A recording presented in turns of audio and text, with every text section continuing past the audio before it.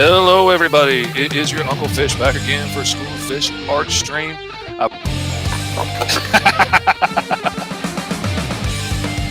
J-Man wants a Gatling gun on the end of his tail. Oh my goodness. J-Man says the tail's where you put all the heavy artillery. Yeah. Said he used to have a howitzer on the end of his tail.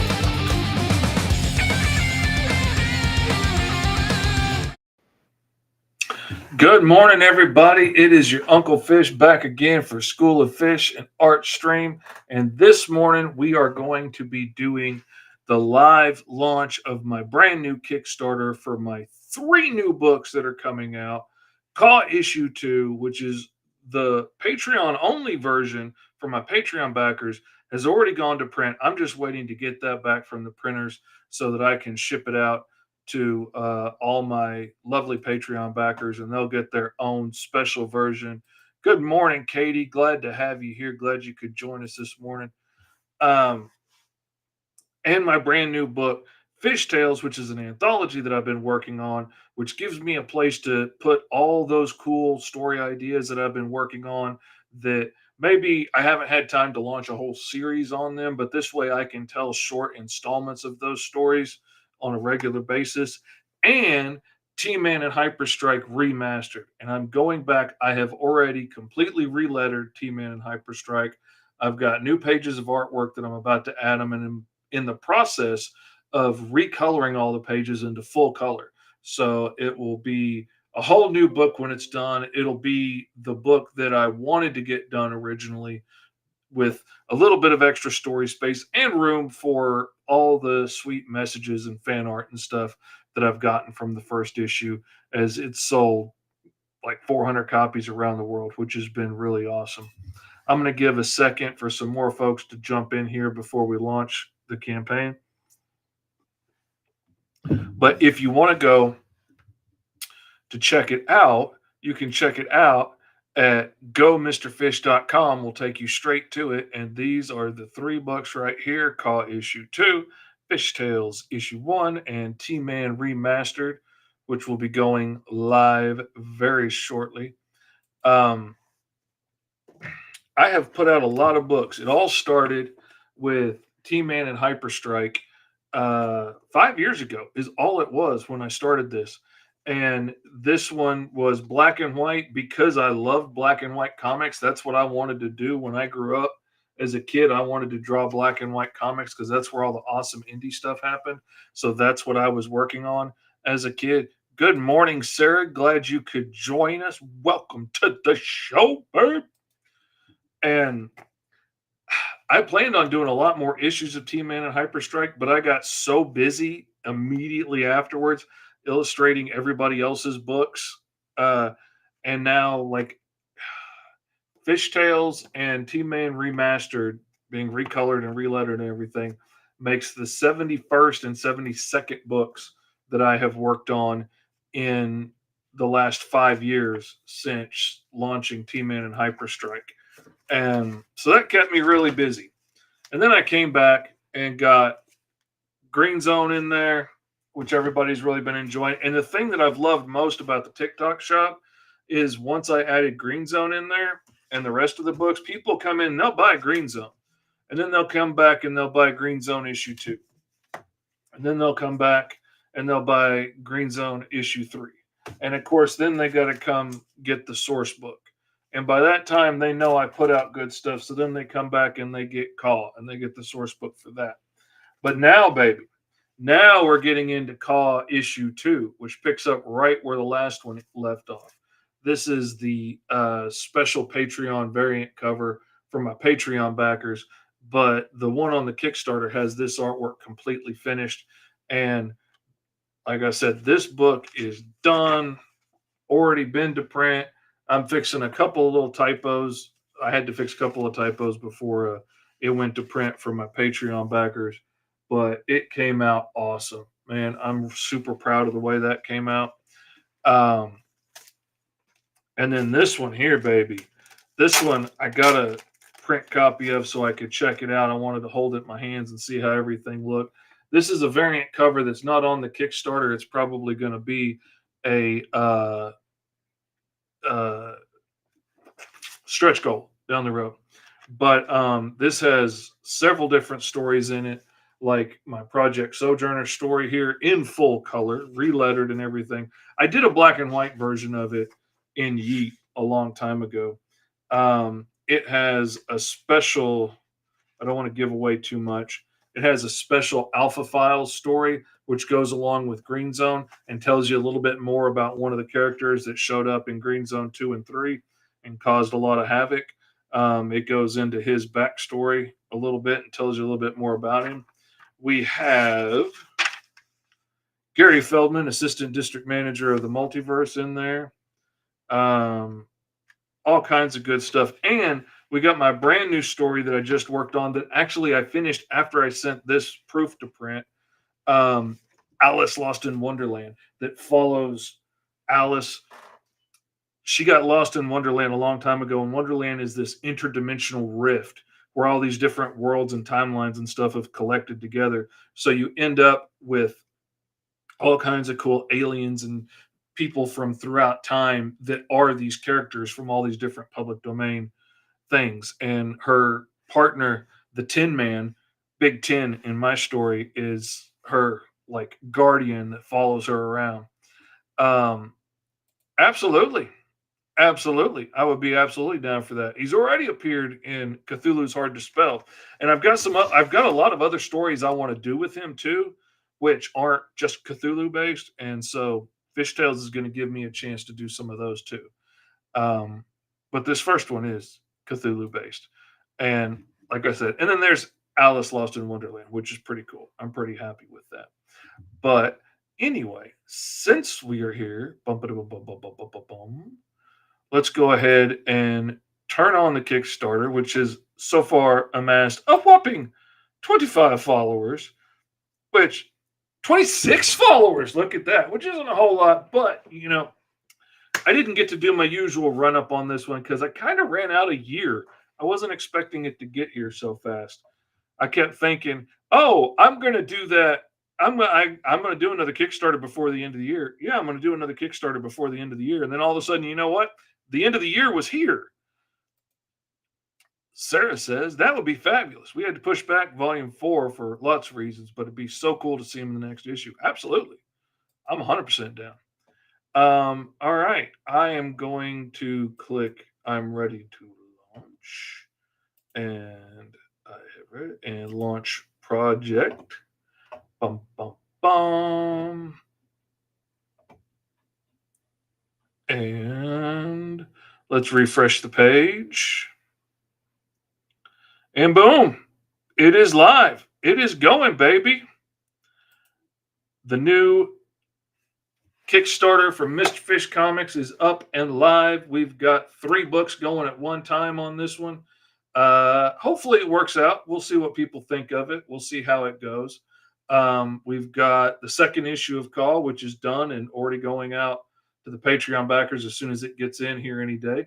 We've got FishTales Volume One, which is a really cool anthology book, which is going to be at least 28 pages when it's done. I might end up sticking more artwork in there. You never know. I have a habit of adding extras. If the stretch goals really get up there, we might even have to add a couple more pages to something, add a few more pages of story in there. I was hoping my son's short story. Look at that. We got our first 2 backers. Awesome. Thank you, guys. We are well on our way to greatness here. Let's see. There we go. Did I do it? Yes, you did it. Good job. You did it. Sarah's the best. Thank you, Beth. I appreciate it. Oh, MU number 1. Oh, let me check. I just closed down that extra window that I had open that had all the background stuff in it, and I shouldn't have done that. I should have left that, but I didn't because I didn't want to have so much running on the computer at one time. But let's see.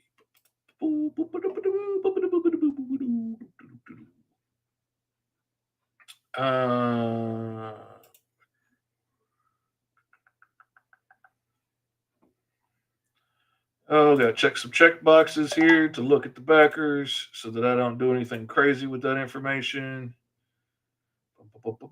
Yep.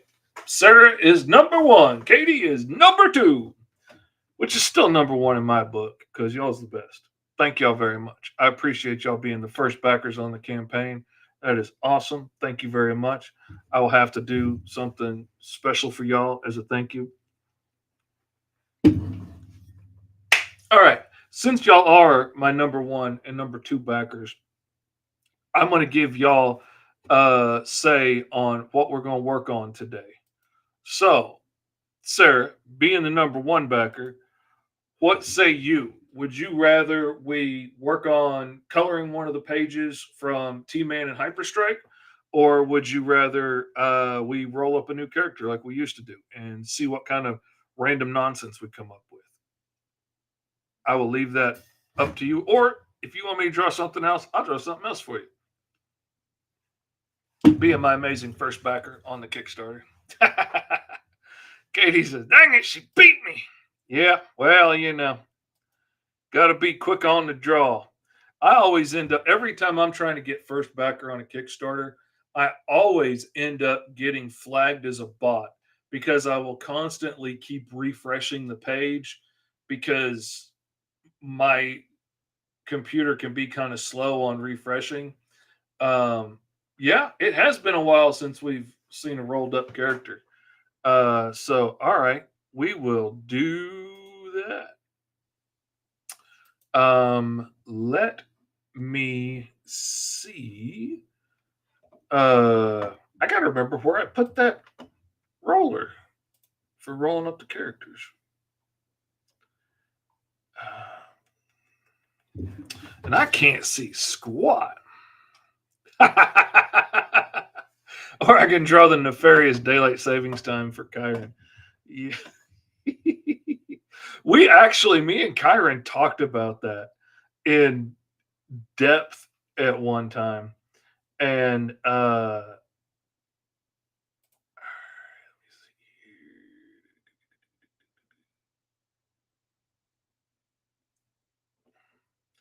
got it.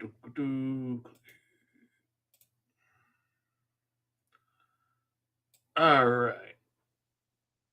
We're going to pull this down over here. And let's see how many. Let's do groups of 3 and see what superpowers we get here. Winged flight, bat, light armor, create sound, air manipulation, mimic others, multiple limbs, matter transmutation, major telepath, turn into animal, roll for familiar, defense, power mimic, opposite power, modern weapon generation, symbiote. That could be kind of cool, but that kind of feels like that's been done. Energy generation, radio white waves, bright smile. All right, all right. You know what? You know what? That's what we're gonna have to do. Hold on, give me 1 second, because I haven't pulled out the old dice tower in a hot minute.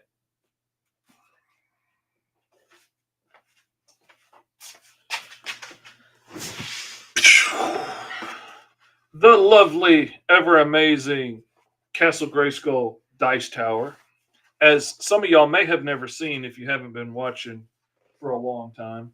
And now I'm trying to find someplace I can even set this thing to roll it. All right. Got too many comic books in the way. All right. We got a 7 between the both of them, and we got 3 and 4. So let's look at what all those. Let's see. 3 is matter transmutation and turn into an animal. And a telepathic person that would turn into an animal, essentially. Because matter transmutation would fall into the same thing. Or we've got the defense of mimicking the opposite power of somebody and being able to generate weapons, modern weapons out of a symbiote. That's pretty cool. And then we would have technopath, reverse time, and control insect swarms. Yeah, it's been a while on the Castle Grayskull. We need to pull it out more often.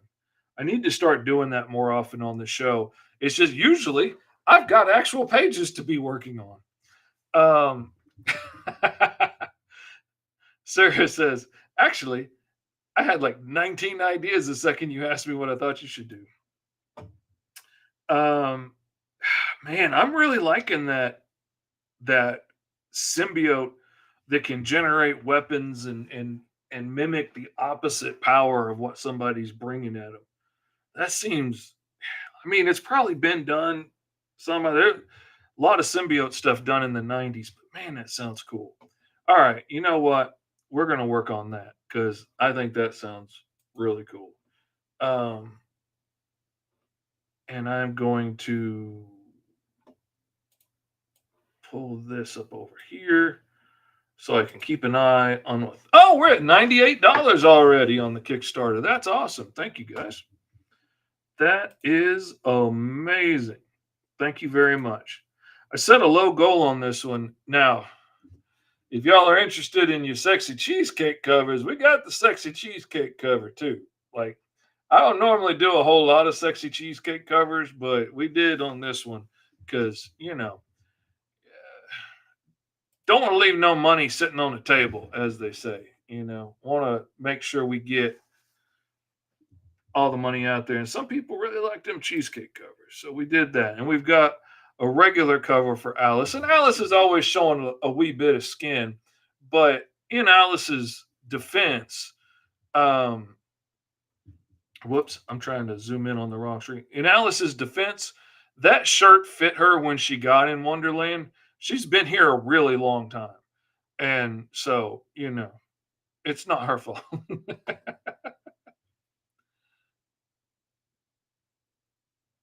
As Sarah says, trying to upgrade my pledge, but I can't find the dang button to do it.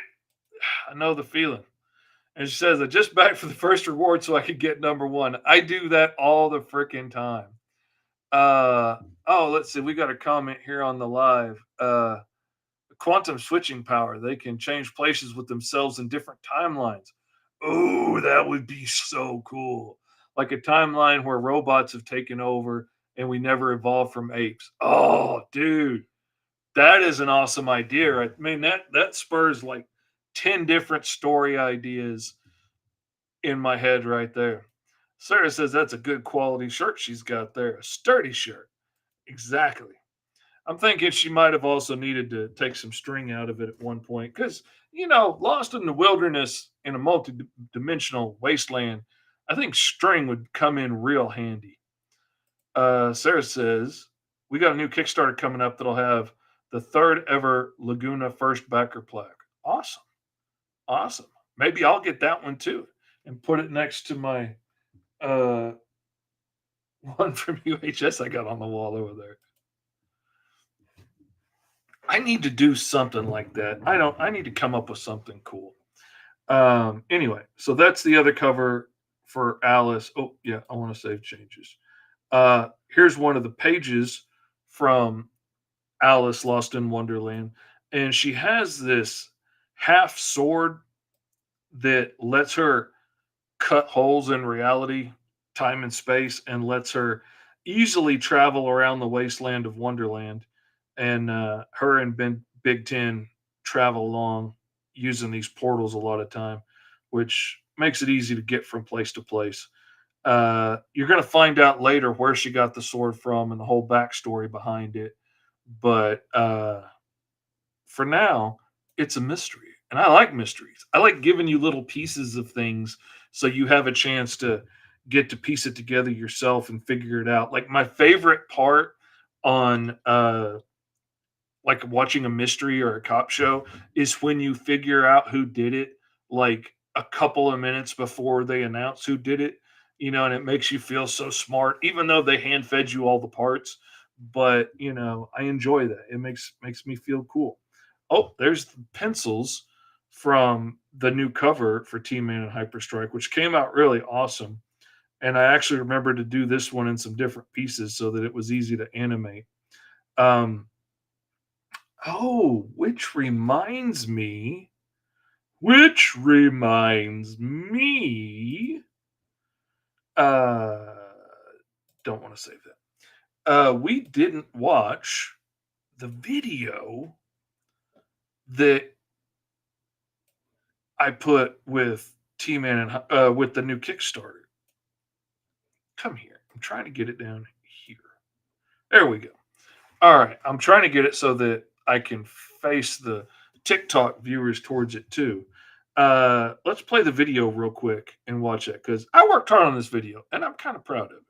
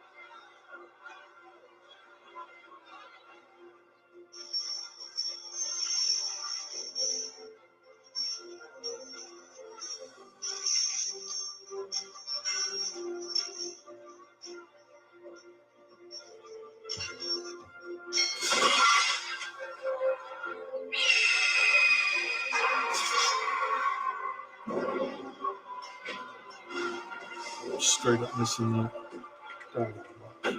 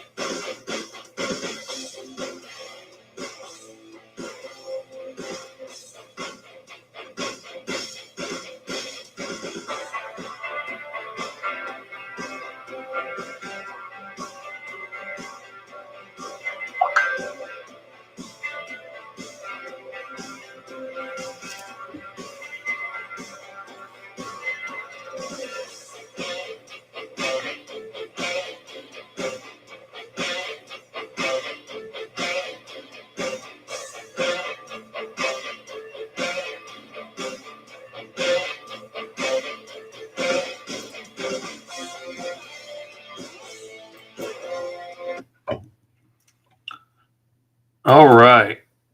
That is awesome. We're at $153 already raised, 4 backers. Thank you guys so much for all of the support. That is amazing. All right. Now we are going to get on to drawing this new character that we just rolled up. We are going to open page from the sketchbook that has already got all the settings and everything just the way I like it. And we are going to save as School of Fish episode 66.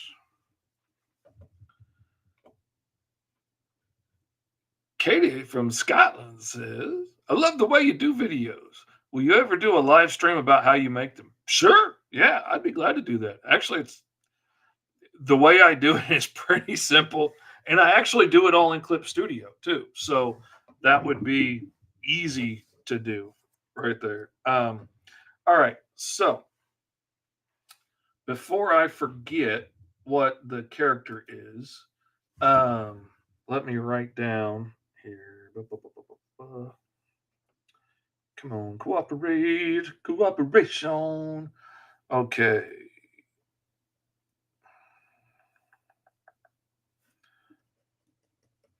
Mimic opposite powers. Modern weapon generation and symbiote.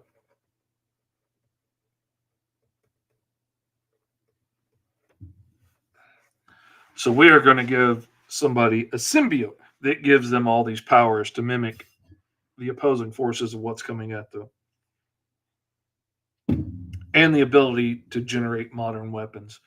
Oh man, this would tie in to an idea I've been trying to get to work for a long time.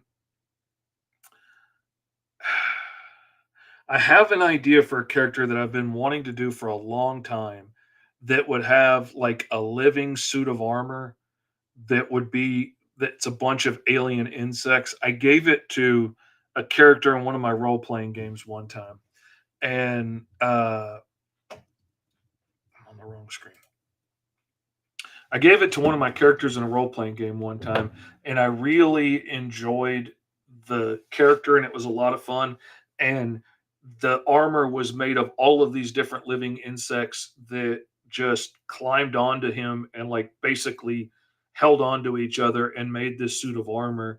And combined, they could generate all these different weapons, and they could make him fly and all this stuff, and keep a atmosphere held inside the suit when he went to outer space and stuff. And when he didn't need the suit anymore, they would scatter and hide, but they would all stay relatively close. Like they would skitter through the shadows and like hide in bushes and trees and sewer grates and stuff nearby so that if he needed him, like they wouldn't let him get too far away, which caused a lot of problems for him because you've got this like swarm of giant insects. Because a lot of these insects were like, the size of dinner plates, and they're following him everywhere that he goes. But like he was essentially their queen, and they had to protect him at all times. And so like I loved the whole story that came out of that grew out of that, and the troubles and the trials and stuff that he had to deal with these alien bugs following him everywhere.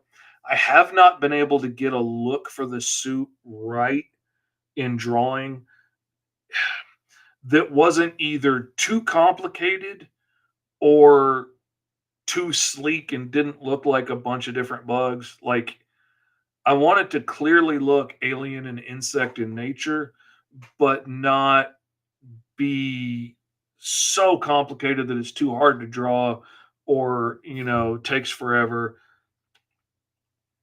or so complicated that it's hard to read. Like you need to be able to look at him and read this is a dude, not what is this jumbled mess of lines. And this would be a really fun way to incorporate that dude because it's essentially sort of what he was. But no, I want to save him for his own thing. I don't want to mess him up. So we're gonna make a new layer and we're gonna try and figure this out.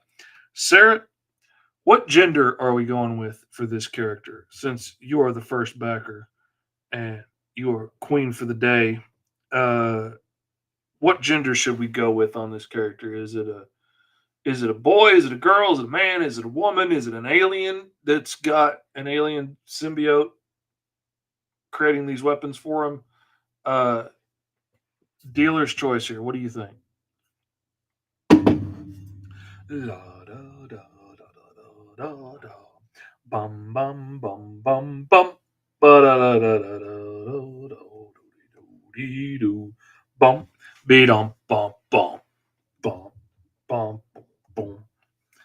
And as we're waiting for lovely young Zara to answer from the nether realms of the internet, I'm going to go ahead and start laying out a body, and we can. What about tenderness? I think maybe you're saying genderless is what maybe androgynous is that androgynous is absolutely a word. We could absolutely do that. That is something that I have not done as of yet. I don't well, maybe. I'm trying to remember. I mean, I've done a couple of gender fluid type characters, but not like Ace per se or well, no, that's sexuality. What I'm not sure what the term is.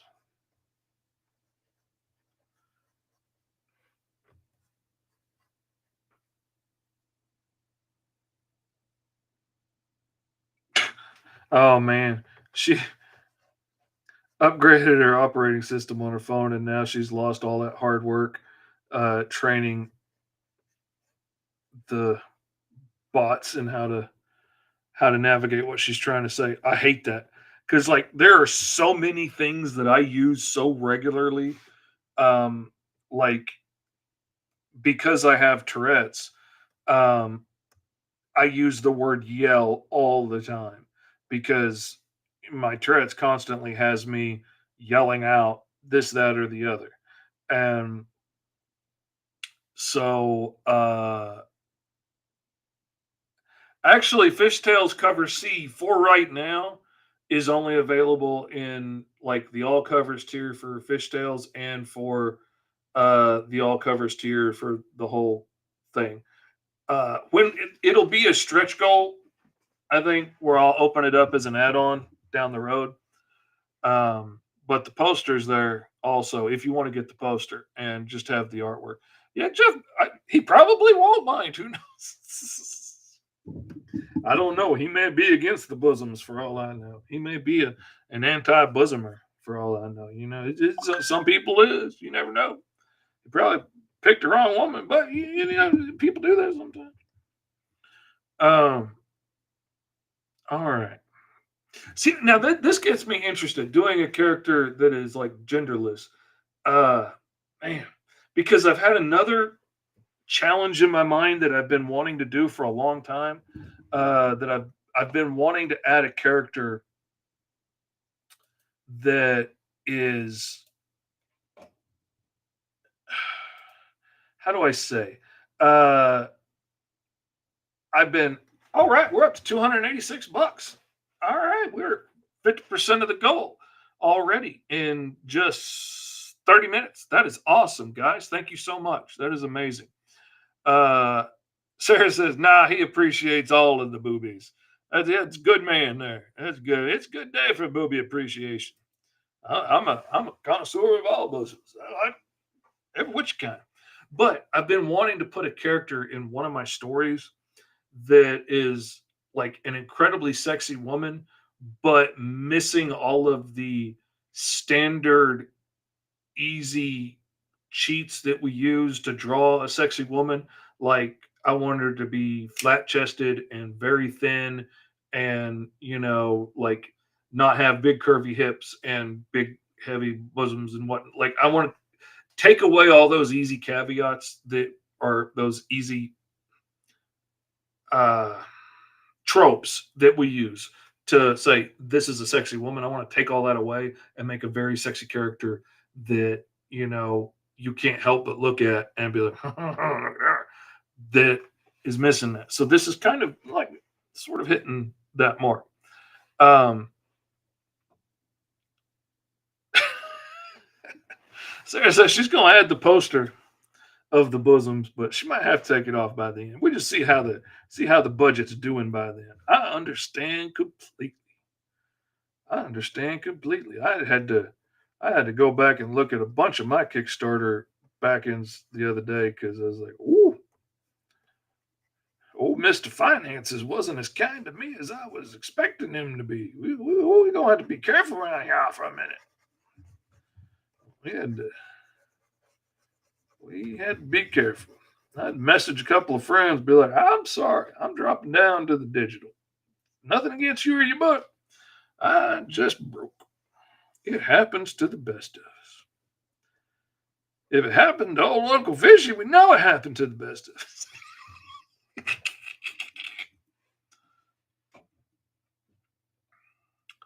Will I have an option to roll the posters? If I buy one, I don't want creases. I'm gonna mail them flat. Is what I'm gonna do. When Kablam shipped all the books from the last campaign, and they shipped all the posters flat in a flat box. And I really dig the boxes that they used. So I'm going to be getting a stack of those boxes, and I'm going to be using those for everybody that backs with a poster. They'll get their books and their poster in there. I really like the way it came out, and the shipping wasn't really bad on it. So I'm going to be doing that. I think I might roll them either way. I'm not going to fold them. So you'll get it in good condition one way or another. If rolling it just comes out way cheaper on the shipping for some reason, I'll do that. But I don't think the flat boxes were terribly bad, even though they were pretty good size. And the boxes themselves aren't super bad cost wise. I'm going to run the numbers on it again, but I'm thinking about using the flat boxes for now. And this is a good excuse to go ahead and get a stack of those boxes for the campaign. So I'll have some left over to go with my Gemini mailers and whatnot, and have them when people order. Because like that's the reason I'm not selling posters on my TikTok shop right now, is because getting a big stack of those boxes is just a little more expensive than I want to take out of my back pocket right this minute. But as an expense on a Kickstarter, it's not that bad. Anyway. We're not drawing. We're not drawing because we're talking about boobies and shipping posters. And one of those things is a fine thing to talk about. And the other one get us in trouble. TikTok and their poster shipping hating. All right. So we're going for a genderless character that is got a symbiote on them that allows them to mimic whatever powers, lets them mimic the opposite of whatever powers are coming at them. And I am going to put one of these arms up in a kind of drawn weapon stance, because the symbiote can also create weapons, and modern weapons at that, not just ancient weapons.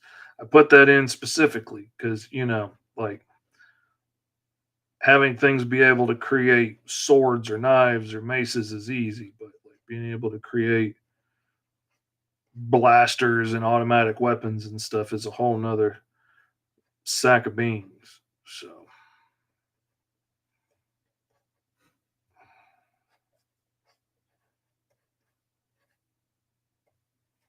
speaking of sack of beans, we went out for family dinner the other night, which usually we do at home, but it was just going to be my middle son and his girlfriend and me and my wife this time, because everybody else was busy, or the younger kids didn't feel like going because, teenagers. And so it was just going to be us. And so we decided to go out to a Mexican restaurant because everybody wanted something a little bit different. And it was a lot easier to go to a restaurant and let everybody get what they wanted rather than me trying to make it. And um, and I ordered my little quesadilla meal, and I was all excited about it. But I made real clear to the waitress that, I can't have the beans on the plate because I'm allergic. And she's like, okay, no beans. And goes off, and the order comes back later, and not only are the beans on the plate, but the beans are all over my food. Like all of the quesadilla is shoved into the beans, so I can't even like take it out. Is this character for your own book? Yes, this character will be showing up probably in one of my stories. Could be Green Zone, could be in Alice Lost in Wonderland from the new FishTales book, which is available now on my Kickstarter at GoMrFish.com. Which is, oh wow, we're at $367 already. We are zooming along. That is awesome, guys. Thank you to the 7 backers that have already joined in on the new Kickstarter, which has not only issue 2 of the Mighty KAAW, not only the remastered, colored, and relettered T-Man and HyperStrike with added pages, but also the brand new FishTales issue 1, which is an anthology series, which is going to have all kinds of cool stuff in it, like my Alice Lost in Wonderland story, which gets to combine uh, parts from several different stories that I've been working on for a long time. One of the stories that I've been working on for like 20 years was this time traveler story. And I had been waiting and waiting until I built up enough of an audience to make it worth publishing that story. And then I kind of got to thinking about it the other day. And I was like, I only got so long on this earth. I better not piddle around too long. And I decided to make a few changes and add some different stories together that I had been working on so that I can make one really cool thing out of it instead of several different really cool parts. And I'm hoping that the whole comes out more awesome than the parts did. Um, let's see. I upgraded mine by a lot just to get that poster. I better take a couple commission jobs to pay for it. Thank you, sir. I appreciate that. You're the best. Um, all right, oops, that's the wrong tool. So I don't want to get this person too far in any direction. I don't want to make them too masculine. I don't want to make them too feminine.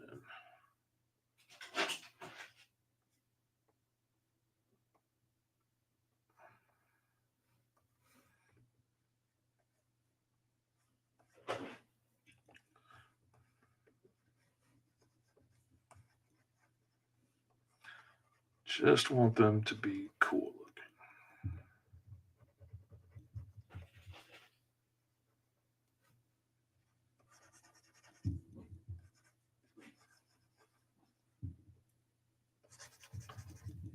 looking. Now, symbiote. People have done a lot of different types of symbiotes. Like, Marvel does the symbiotes where they just gloop all over you and become, like a living suit on you. Uh, Image did a series for a while there. Oh, what was it like? It was like Blood Star or something. I can't remember. I've got the books in a box over yonder. Where everybody had different little symbiotes, and like one guy's was like a little starfish on his eye. Uh, but like it would be like an animal type starfish thing that would get on you somewhere and would give you a power upgrade. Um, so they've done those things. How could we do something? What are symbiotic things in real life?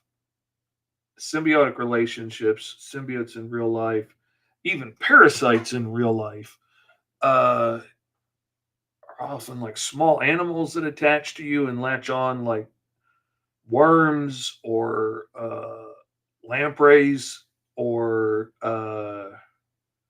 leeches and stuff.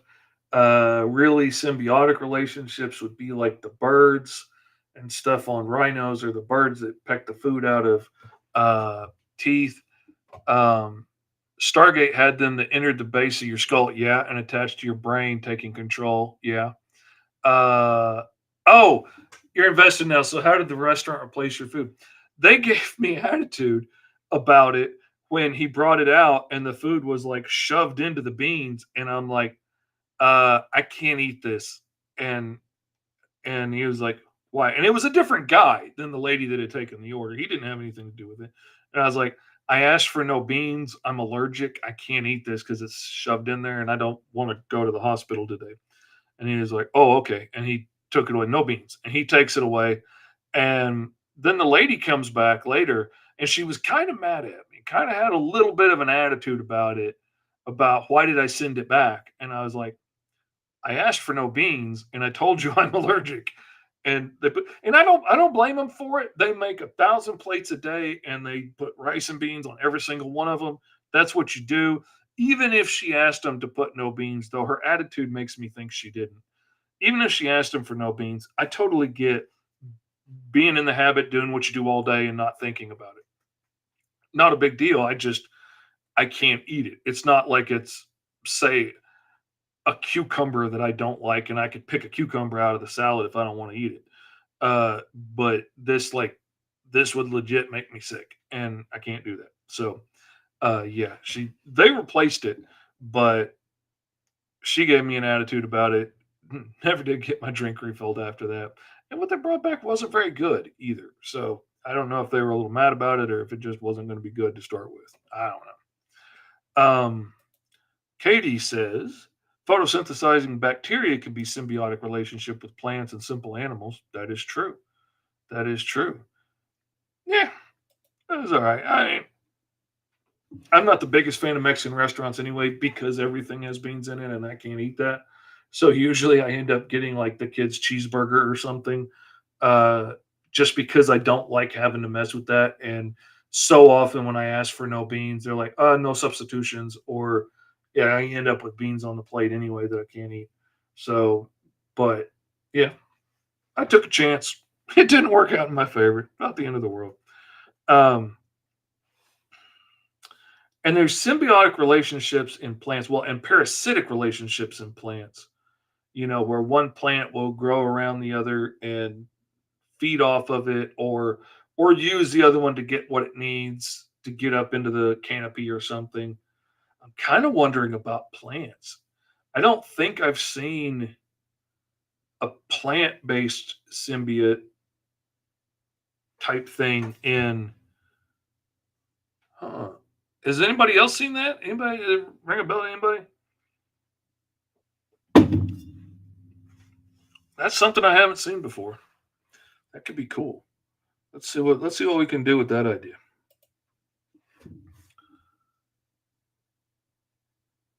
Don't know what the nature of the character is. We're inventing it right now on the spot. Uh, what we did was we used a random superpower generator that I created a while back, and we got the powers of, I don't know where it went. Where did it go? We got the powers of being able to mimic the opposite of somebody else's powers as a defense, having a symbiote, and being able to generate modern weaponry was what we got. So I'm going to go on a different layer. I'm going to drop that opacity down a little bit and use it as a jumping off point for a new layer.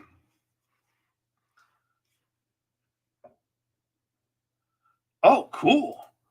I have not played it. Katie says if you played the original Half Life games and the expansions, they had symbiotic alien guns that attached to their hands. That is cool.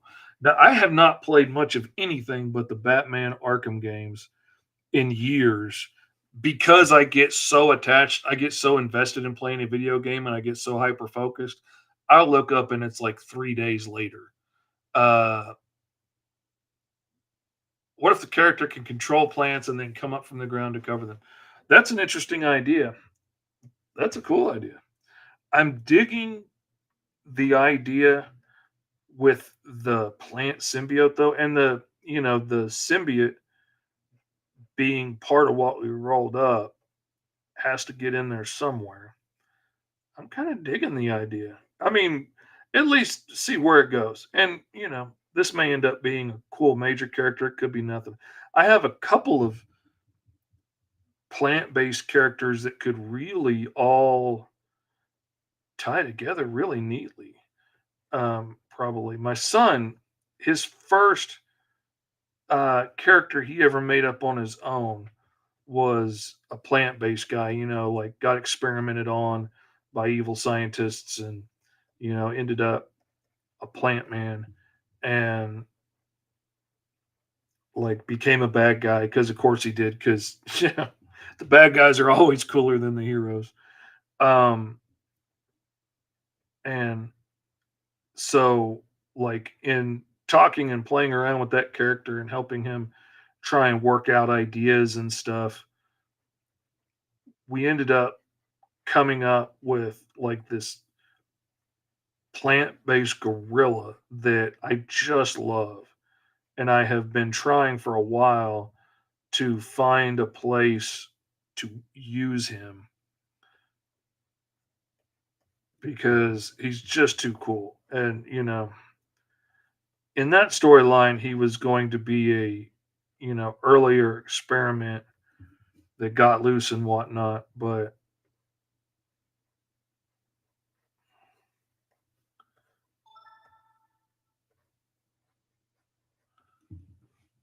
what was that? I got a noise I haven't heard in a while. I don't know what that was. Crazy phone making noises on me?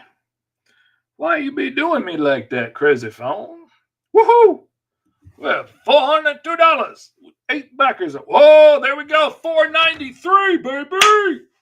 We are $7 away from hitting my tiny little goal that I put on it in the first 51 minutes. Man, if we hit goal in the first hour, that will be awesome. That will be the coolest thing I have accomplished yet. That'll be a new high in my personal publishing career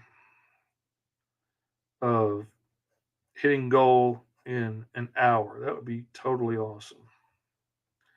I'm thinking like a bark covered like metal muscle kind of thing, like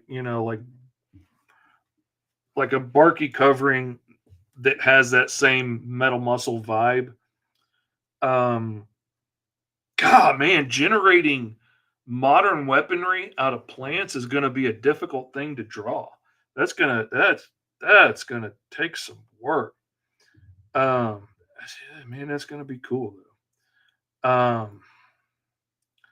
All right. I don't think I'm gonna cover their head.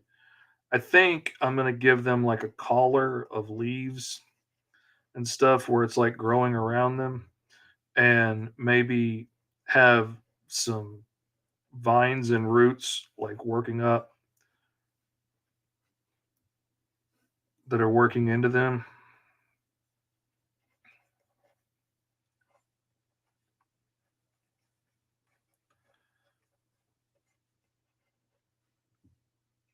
And I don't want this to be somebody that's like super macho.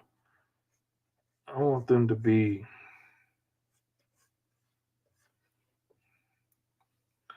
a slighter person, like somebody that wouldn't seem that intimidating to start with, somebody that might have gotten picked on a lot or somebody that, you know, wouldn't inspire a lot of fear, but now all of a sudden they're Captain Badass. And no matter what you throw at them, their new plant friend just automatically creates something to parry it.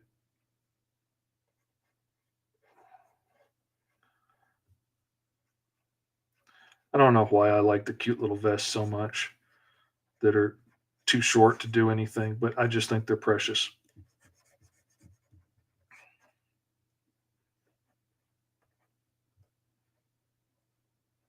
Maybe it's because anytime I put on a regular size vest, it looks like that. Maybe it just comes from being a giant. I don't know. I don't get to wear cute things. I don't get to have, neat outfits and stuff. With me, it's you take what you can get. Um, hmm, hmm, hmm. Oh man, we hit goal. I didn't even see that. Man, check that out. Check that out. Give me 1 second. Let me move it over here. Check that out. We already passed the goal in 55 minutes. Look at that. That is freaking awesome. Thank you guys so much. I really appreciate you guys. Thank you so much. If you haven't checked out the Kickstarter yet, you can go to gomrfish.com, GOMRFISH, and it'll take you right there, baby. And you can check it out. Thank y'all so much for coming in. I was really I'll admit, getting into behind the scenes of the comic book making biz, I was a little bit nervous. Thank you, Sleek, man. I appreciate you, man. You've always got my back. I really appreciate that. Getting in though to the behind the scenes of the comic making biz, I will admit I was a little bit nervous going into this one because I didn't have the run up to the campaign like I normally do. Like I like to spend the first month or two before the campaign pitching it and being out there on podcasts and doing as much as I can to get the word out. Come November 7th, we're going to be launching the new Mr. Fish Comics. Come November 7th, and just constantly out there pitching it so people are aware of it. And this time I ran out of time. I was so busy doing other stuff. I was so busy getting the books to my Patreon backers and getting the books made and doing the book for the clients and the this and the that and the every which way. And all of a sudden I kept thinking, I'm running another campaign in November. I need to make sure I got everything ready. I'm going to be running a campaign in November. And then all of a sudden, like November was tomorrow. And I was like, whoops, I got to get this together quick. So thank you guys for having my back. Thank you guys for coming out and supporting it. I appreciate it. And I know you guys are going to enjoy the books. I'm really proud of the way they've come out. So thank you guys very much. And now, back to our original programming of drawing crazy made up super characters. You need a comics, Walter. You absolutely do, man. You absolutely do. I got that J channel for hanging vinyl siding. Got the idea from Danny J. Quick, and it comes in different sizes. I got the thin stuff that had like a smaller gap when I hung it on its edge. I would go with stuff with a larger gap in it for wider siding, because when I put my comics in there, there's not a whole lot of room for them to lean backwards against the wall. It's pretty straight up. So like if I walked by that wall too hard, they'll fall off from the breeze. So I had to put a little sticky tack on the wall so I can push the bags up against it and make them stick and stay for sure. But other than that, it works great. It just would have been better to get wider stuff than I got. One of those things you don't know until you do it, and I did it. So now you know. Anyway, let's get back to finishing up this character. I'm trying to think because, like, well, you know, as an old cisgendered male from back in the day, I some of this stuff is a little bit out of my wheelhouse. Um, and I was thinking at first, like, I was like, oh well, I can't make them too sexy if they're genderless. But genderless doesn't mean asexual. Genderless doesn't mean you don't enjoy looking sexy and you know attracting attracting the intimate glances of your fellow folks. So I was falling into a stereotype there, I guess, of thinking, you know. But I'm thinking like maybe like a midriff shirt or something to make them look. But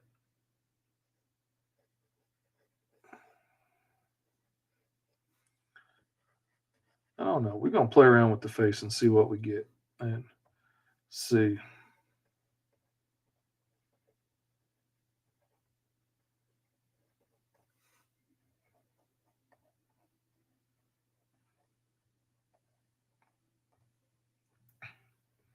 I'm so excited. I was just talking to almost said my daughter-in-law. I was just talking to my son's girlfriend yesterday, and I was watching a fellow TikToker's video as he was talking about diversity in comics and um, how people complain about the big two, force feeding diverse characters into the comics, but in reality, a lot of time they're just giving it, really token character status. Like they like to make a big deal about bringing out a new character, but then that character might be shelved within a year. Um, and that we needed more real diversity in comics and more, diverse characters that get the chance to stick around and get the chance to succeed and fail on their own and whatnot. And one of the things that I was struck by when he was saying that was like, what we really need is more diversity behind the scenes and more, diverse creators in there making interesting characters because, big part of the problem is when you have, straight cisgendered white guys trying to write characters that they've never walked in the shoes of that can come out as problematic sometimes. And not always. Sometimes they do an amazing job. And, sometimes there are guys that can write amazing women and, vice versa and whatnot. But it's important that we get those other voices in there and that it has that flavor of authenticity. And because, like, one of my best friends growing up was my mentor as an artist. And he was the first person that told me I sucked. And I love the dude. I had total respect for him, even though his family absolutely hated me because they didn't like him hanging around with this thug white kid that was going to get their son in trouble. And his parents were like a lawyer and a doctor, and they were really, really strict. And they didn't want him hanging out with a punk like me. And I don't blame them because I was bad news and I got in a lot of trouble. I don't blame them one bit for wanting their kid to hang out with a better class of people.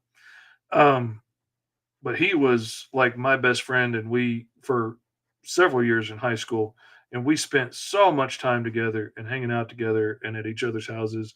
But his life was very different than mine growing up, and his life was very different than a lot of other black kids at school life. But but his story is his, and my story is mine, and they both bring lots of interesting flavor and dimension to things. And you know, I want more of that in comics in general. And as I was thinking about that and I was commenting on that, I thought about one of the stories that I have on deck for down the road to when I expand the world of Green Zone more. And one of the characters is a runaway girl from Central America. So I haven't not 100% certain if I'm gonna make it like make her come from Mexico or somewhere else. Um, but as we were talking with my son's girlfriend, her family is from Colombia and the Dominican Republic, and she's had some hard times and stuff like all of us have had, and knows what it's like to grow up in some tough situations as a beautiful young lady, and that's not always easy. And I was like, oh dude. So I hit her up and was talking with her about it, and I'm going to have her help me co-write this story so that she can help add her story and her experiences to it to make it even better than anything I could have done on my own. Cuz like all of us add such cool stuff to stories when we bring like our history and our past and our families and things into it. Like some of the coolest things I've added to stories that I've worked on are things that come straight out of like family drama that happened at my best friend's house growing up, or when the neighbor lady, kid pulled a gun out, or like all kinds of crazy stuff that happened straight from our lives.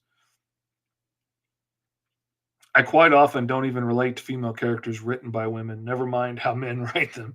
Yeah, I could see that. I could see that. It's so wild to me when I hear someone I know today say they used to be bad news. Zach Dolan told me that too, and I was like, "You're basically comic book Hagrid." Yeah, and it is amazing, really, when you for anybody that knew me back then, who I am today is a total shock, and which is one of the reasons that I don't associate a whole lot with a lot of people from back in the day, because most of the time they're still expecting me to be that dude, and I am most certainly not that dude. I have been sober for 24 years now or something. Um, I am not the same hard partying criminal thug that I used to be. And I was a very angry, very violent young man, just looking for somebody to take my anger at the world out on. And I was also, undiagnosed autistic with Tourette's, and, which those things had made my life a lot harder and made me very angry, and that my life had been so much harder for things that I couldn't understand why nobody else had it so tough. And it's also part of the reason, honestly, well, now that we're to the soul sharing portion of our show, that's part of the reason that I became a thug in high school. Like, up until then, I just never fit in anywhere because I didn't know how to speak this social interaction language that everybody else got so easily. And I just couldn't understand, why is it so easy for them and I can't figure this out.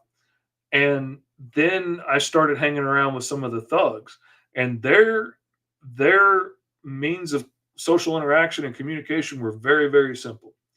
Biggest, scariest dude wins. And I was bigger than everybody else. All I had to do was knock a couple of people on their ass, and all of a sudden, I'm in charge. And all right, easy peasy. I got this. I can be scary.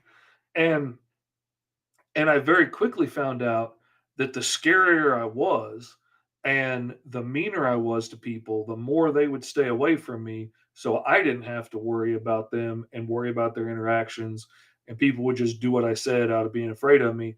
And I don't have to try and figure out this complicated social language, how do I have to put these fancy words together to make you know what I want to do. And I was young and I was angry and I was autistic and ADHD and Tourette's and all this stuff. So I didn't really bond very well with other people. Like, I kind of worried, not knowing that I was autistic. I kind of worried that maybe I was a sociopath or something, because I just, I didn't really care about you. If you got hurt, so what? It's not me. What do I care?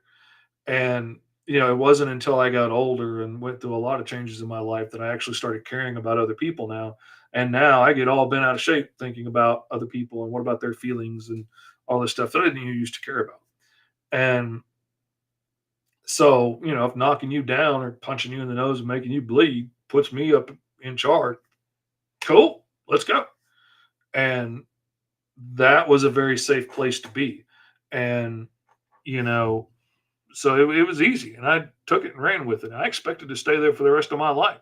Like, I expected when my kids were growing up, I would be marching into school in my black trench coat with my mohawk and my black fingernails and the chains and all that stuff, and you know, be threatening to cut the principal if he didn't, shut up harassing my kids.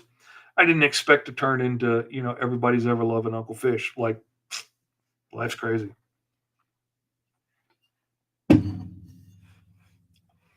Oh yeah. See, Sarah gets it. She says, I'm sorry for your troubles when you were younger, but there's a lot of comfort hearing that that stuff didn't only just happen to me. Absolutely. And I wasn't violent, but I lashed out by stealing from my classmates. Yeah. Schools are a hard place for neurodivergent people. I think it makes big difference when you learn more about yourself and you find more friends like yourself. And that made a big difference. Like once I got out into the world at large and got to meet more people that were neurodivergent and realized, oh, wait a minute, I'm not the only weirdo out there. I'm not the only person, that doesn't get it the same way everybody else. There's a lot of people like me out there. And I wasn't stuck with just the same crowd of people from high school from my small town. Like there was one other dude there that I absolutely know was probably autistic. Like he was definitely neurodivergent in a lot of ways, and he was brilliant, just like me and stuff. But like also like held his family hostage at one point. Like somebody I want to hang out with. Um, it there were no other neurodivergence there, but not ones I wanted to hang out with. What's up, Kyron? Good to have you, man. Glad the upper crust is finally woken up. Let's show you what's been going on, Kyron. Because, whoops, I missed and put that in the wrong window. Because we got the campaign funded. We hit goal in 55 minutes, son. That's what's up, bitches. That's what's up, Mr. Kyron Silva of Doris Comics. Yeah, man. I launched it 55 minutes ago. And we done hit goal. And all that. We $5 over now. It's all gravy from here on out, Kyron. We got stretch goals and stuff are coming. I need to start making some posts. I've been hustling trying to get the campaign finished. I need to make some posts about what the stretch goals are going to be. Yeah, yeah. I was worried about it funding, and oh no, not 3 hours. 55 minutes is what it funded in. 55 under an hour. That's awesome. I really appreciate it. We can keep it going. We could probably double it by the end of the day. And we need to keep it going. I just set the goal low so it would be easy to hit, and I didn't have to worry about that part. And I set the campaign a little longer, about 3 weeks, a little longer than the 2 week campaign that I normally do. Hey, thank you, man. I appreciate that, TS. Thank you for the congrats. Uh, but I set the goal a little bit lower so it'd be an easy hit, so I didn't have to stress out for like a week waiting to see if it hit the goal. But also, other than coloring some pages of T-Man and HyperStrike, which isn't going to take long, everything else is finished and ready to go. Sarah says, I have some errands to run, but I waited for the show specifically so that I could try and be backer number one. Thank you so much, Sarah. I appreciate that. And I will eventually get to finishing this character at some point, someday. Oh, yeah. But anyway, yeah, that is awesome. Got it backed. It is good to go. And since Sarah was the first backer, because she's awesome, uh, she decided she wanted to do the roll up a character thing, and we got able to mimic other people's powers, like mimic the opposite of it. Oh, thank you, Kyron. Just jumped us up again for backing. Thank you so much. And thank you, Sarah. Glad you had fun. It's always amazing having one of my favorites says I gotta clarify one because I got a lot of amazing Sarahs in my life. And I don't want any of the ones that live close by to come hunting me down because, I didn't Karen says, you East Coast people always launching your Kickstarters when I'm dropping the kids off. Well, Karen, I can't help it when you go to the party, but I'm a central person to tell you that I'm a southerner from the middle of the country. Well, almost the middle, pretty close to the middle. But yeah, I get it. But you got to do what you got to do, Karen. You got to drop them kids off when the kids got to get dropped off. Drop the kids off. Take the kids to the pool. Whatever it is you call it these days.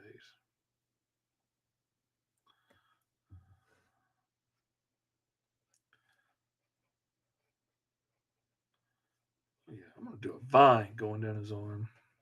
Their arm. Sorry. Old habits and whatnot.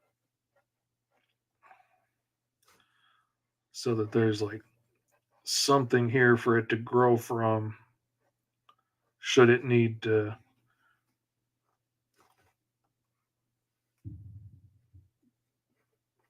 grow something from his back. And oh no, I'm gonna put some kind of bulbous seed pack thing like it's a fuel source on their back.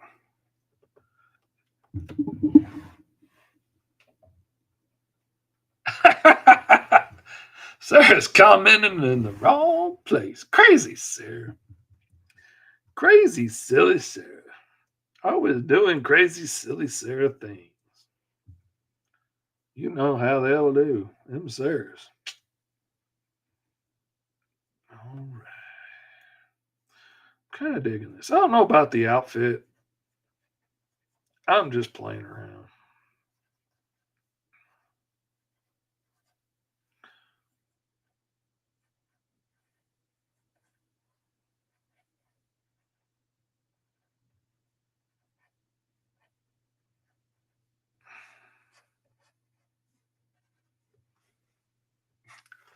Pajama pants for Christmas. That's what we're doing. My wife does that every year. Gets pajama pants for matching pajamas for everybody. And she has just taken a liking to the Lee name. She saw a T-shirt somewhere that was like Lee Jeans established in 1890 whatever, and so like the first Christmas we had together as a married couple, everybody got Lee T-shirts established and then had their age on them, and either had their age or like for her it was the year we got married, and so like my grandbabies had like established 2020 and stuff, and on them. It was cute. It was cute. And my stepkids had like when we got married, and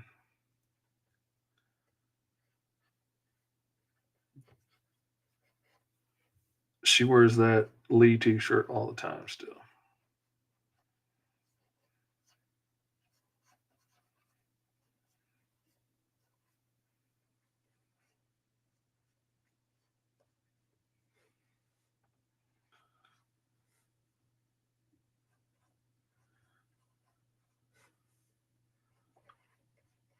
I'm gonna give them a pair of my daughter's breeches and her kicks, and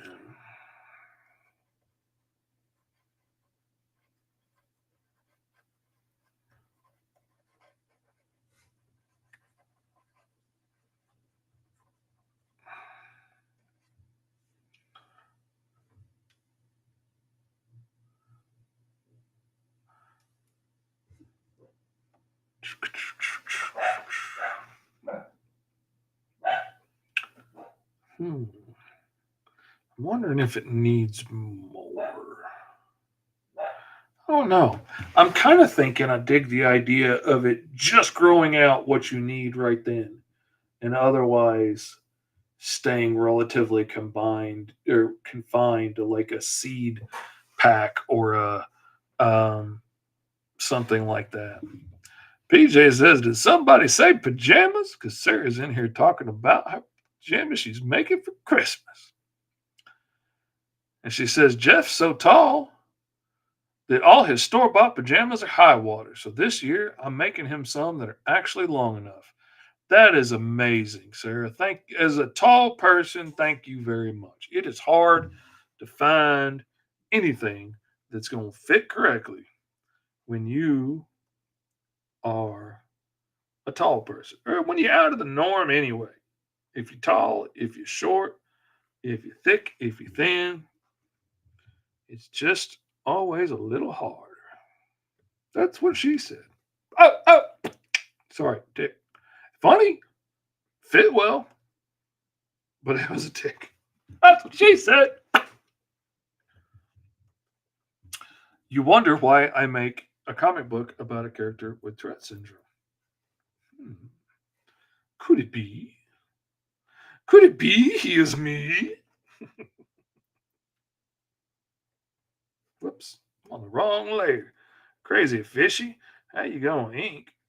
If you're on the pencil layer, you know what I'm thinking? I'm thinking there's a little scar there that separated the end of their eyelash, the end of their eyebrow off into a little island, like my son has.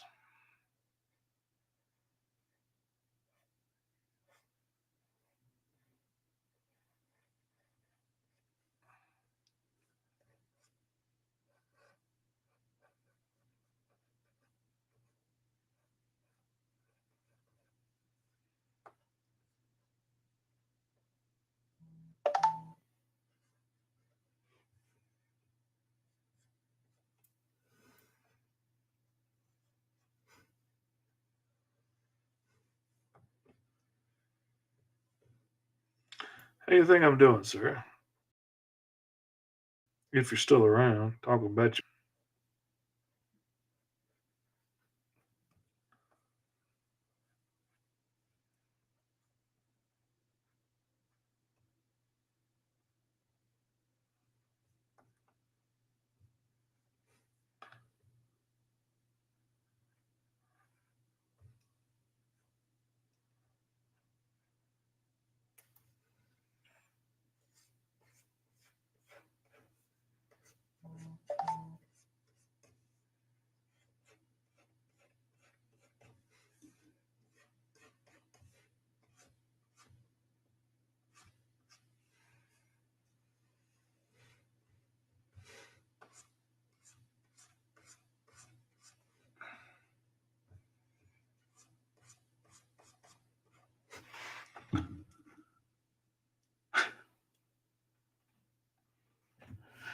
Yeah, Sarah says that was a very conversation appropriate tick in the moment.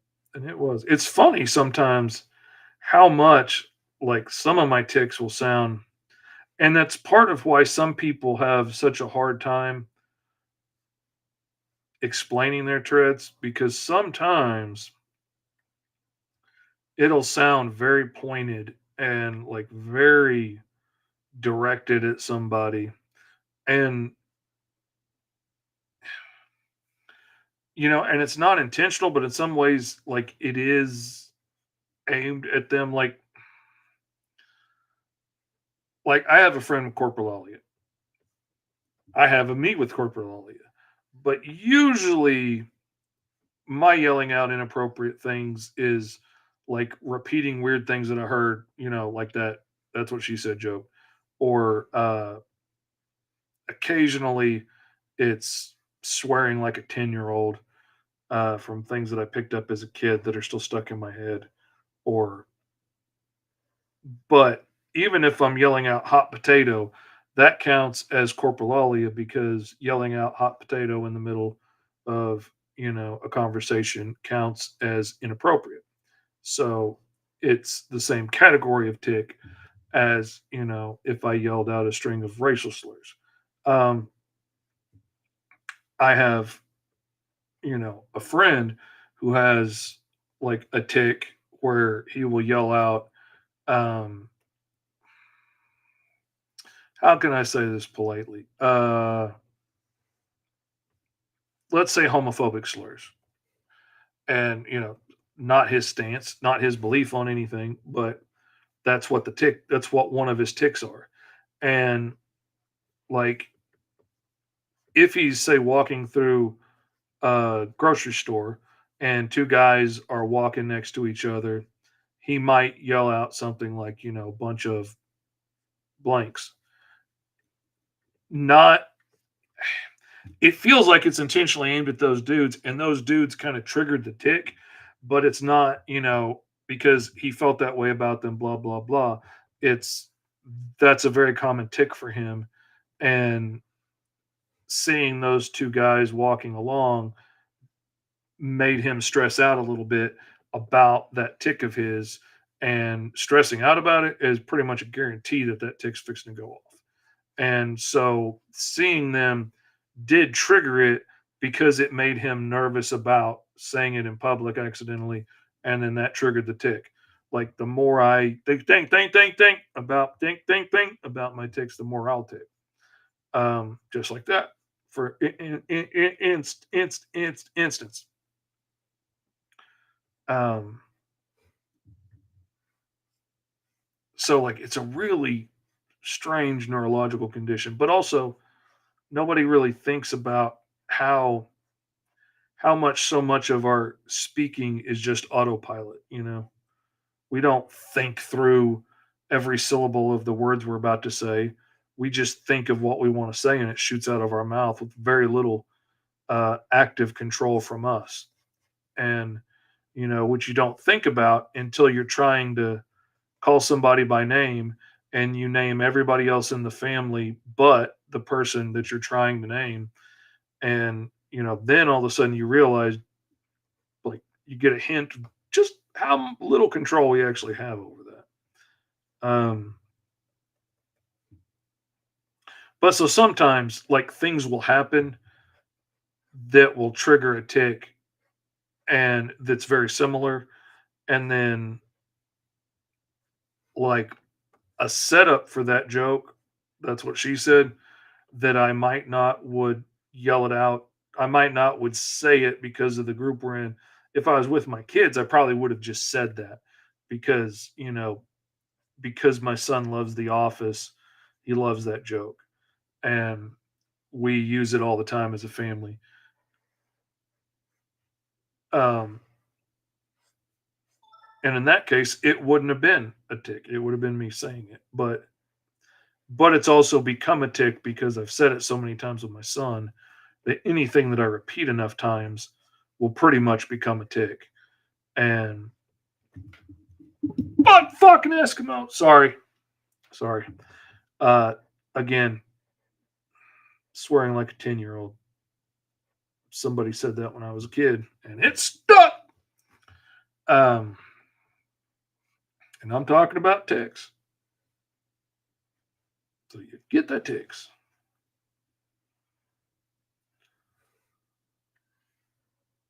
And sometimes it's really funny what will come out or what my Tourette's will, because sometimes it does not seem connected at all to what we're talking about, but like I can kind of piece together, like, oh, what we were talking about was like kind of similar to this, which, made me think about toys, which reminded me of the toys I had when I was a kid, which reminded me of all the GI Joe toys I had as a kid, and that's why I just yelled out, knowing it's half the battle. Like, it can be a weird pathway sometimes that doesn't seem connected, but for some weird reason, my subconscious was thinking about it, and just anything that's going through your head can just shoot out as a tick, which is why sometimes things can also seem really pointed because, like, we all have, like, those people in our lives that, when Aunt Margaret comes in, to the house, we're not going to mention the divorce and we're not going to mention how much weight she's put on since her husband left, because she's really sensitive and she's going to cry. So these are the things that we're not going to talk about. And you might not even think about it like actively, but those thoughts cross through your head of like, oh, well, we're not going to say this, that, and this. Even that can be enough sometimes to trigger a tick. And, Aunt Margaret walks in all of a sudden, fat bitch can't keep a man. And like I said, I don't even have an Aunt Margaret. I've just told that story so many times that when I got to that point in the story, my body ticked it out. Again, anything we say can enough times, like I would have to stop my kids. It's like a normal part of being a kid to just repeat things incessantly. And I would always have to get onto them when they were little and try and explain to them that you can't do that because, like, for you, it's fun right now to do that, but that's going to be something I'm going to yell out for the rest of my life. And I don't need to be shouting out Ricky Ticky Tavi for the rest of my life because you thought it was funny to say 100 times.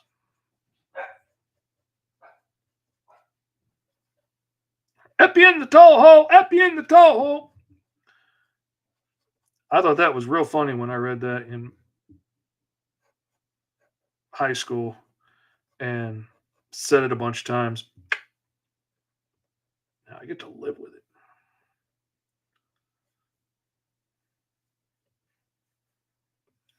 But so, like, sometimes the things that we know we shouldn't say will be the things that trigger it, or, subconsciously worrying about something will make us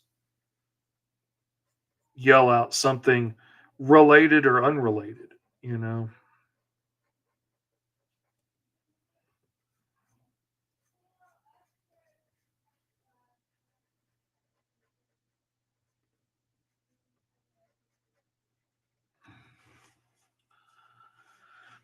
But I also get how that can feel really aimed sometimes at somebody. Rough Tourette's day for me too. He says sitting at the eye doctor. Yeah. Oh man. Anytime I got to sit still, I had to sit still for some X-rays yesterday. Yeah, that was tough.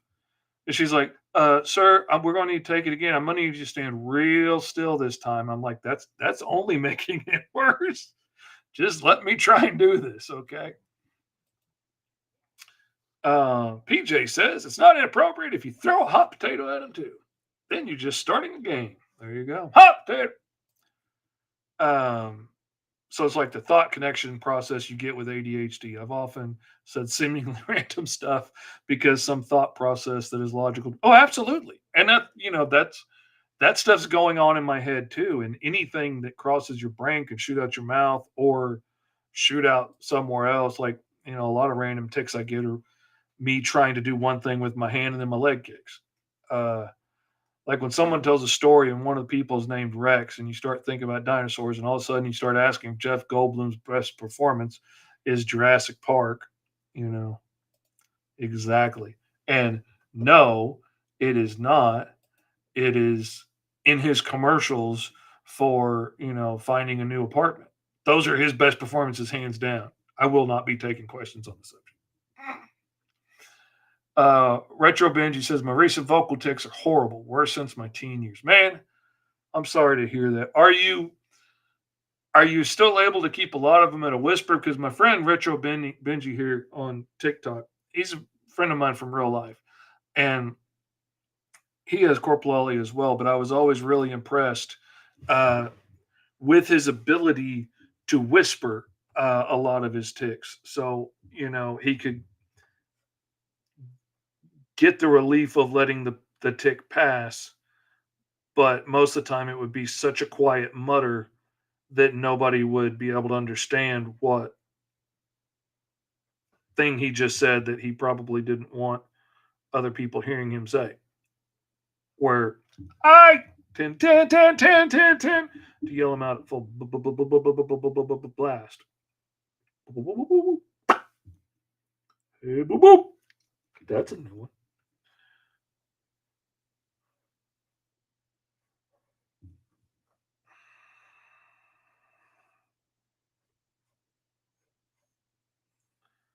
It's one thing I've had to try and explain to my wife as we got to know each other, and she was like trying to tell what was a tick and what's just like me being a weirdo because I say random weird stuff all the time. And I was like, if it comes out full volume or it has the at the end of it, it's probably a tick. And that's a tick I picked up from a friend online, Maddie from San Francisco. And like back in the day in the old message groups and stuff where me and Benji met, uh, we started posting videos about our days and stuff. And Maddie always had this little tick, which it doesn't even sound like that.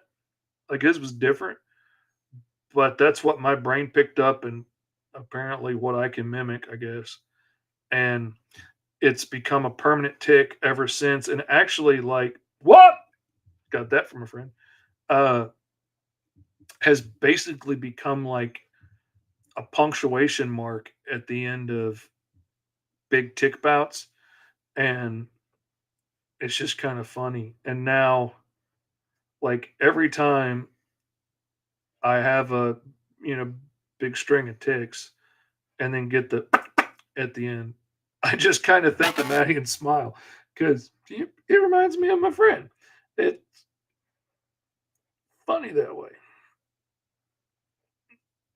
I know a lot of parents are scared of taking their kids to like, camp and things like that because they're afraid they're going to pick up other ticks. But like the ticks I've picked up, it just they just remind me of my friends. And because that one is from another friend of mine who's a dear friend, and I love him, and it makes me happy every time I think about it. Let's see.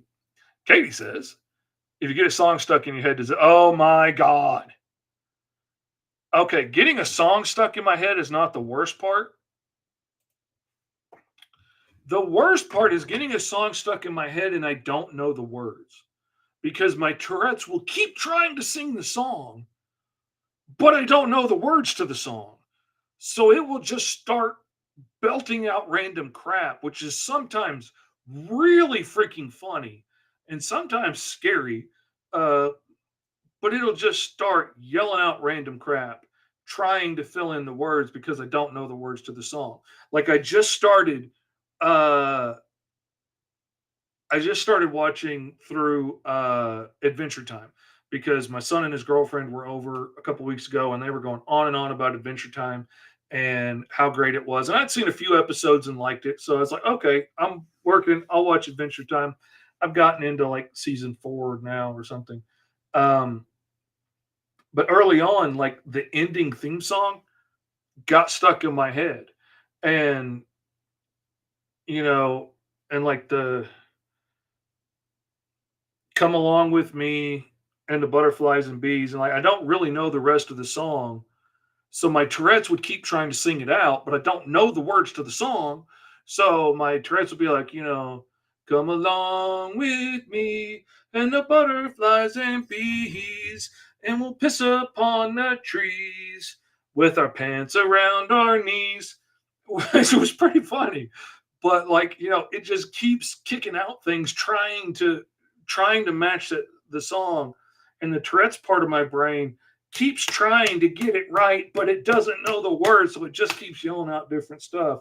It's extremely frustrating. Uh, let's see. I missed a couple here on TikTok. Benji was saying he can sort of. It's gotten worse for some reason though. I stay in more often now. Yeah, I get that. Mine's gotten worse over the last year again. It did really good for a while, and now it's kicking back up. Finally got to write a story about Joshua Center Cat for my journalism job.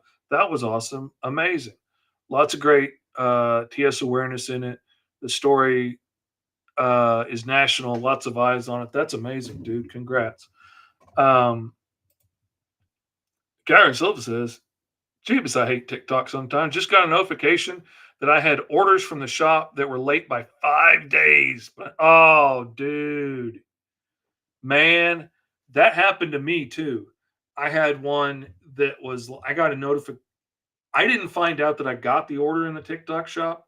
I got a notification when it passed 3 days and it was late. And I was like, what the heck? So I've set myself a reminder on my Amazon based AI assistant to go off every night to make me check now because I didn't get a notification about it either. And yeah, that sucks. Uh, oh, I hate not knowing the words, but it's stuck in your head anyway. Oh, yeah. The Tourette's can get real creative with that sometimes. Gotta run, says Benji. I docked in the room. Good to see you doing your thing. Thank you, man. I appreciate it. Oh, dude, we are at $565, 14 backers, 23 days to go. Look at that. We are getting it done, son. But yeah, the song stuck in the head can be tough. Um, that's brutal. That's brutal. It's just brutal. Tragic. Tragic. What did I do with my pen? Man, I know I just had it. There it is. This little sucker has such a habit of rolling behind the thing. So Trance is basically freestyling lyrics, Katie says. No. I mean, that's right up there with, like, oh, cancer's the disease that makes your hair fall out. Yeah, no. I mean, it's part of mine, but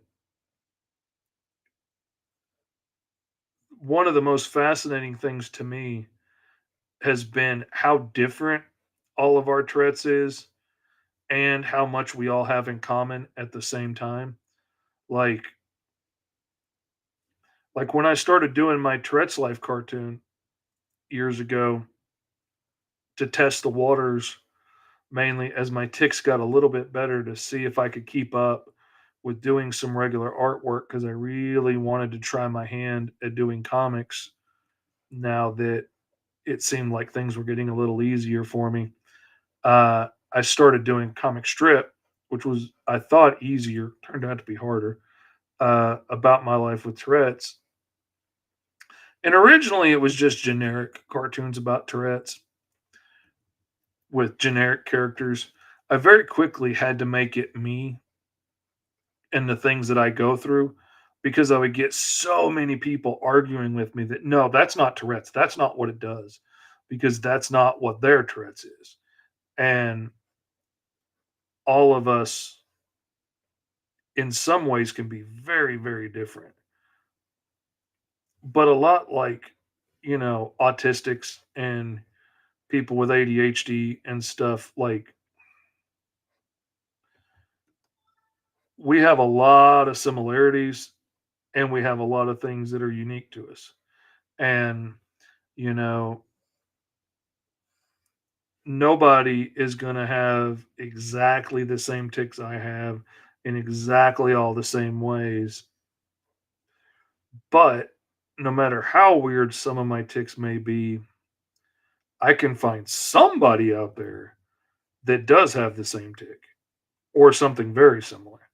And, like, I've had people sit there and argue with me that paralysis ticks aren't a real thing. And then I know 20 other people, easy, that have the exact same ticks.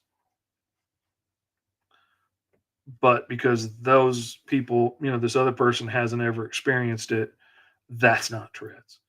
And it can be really bad about that in the community sometimes.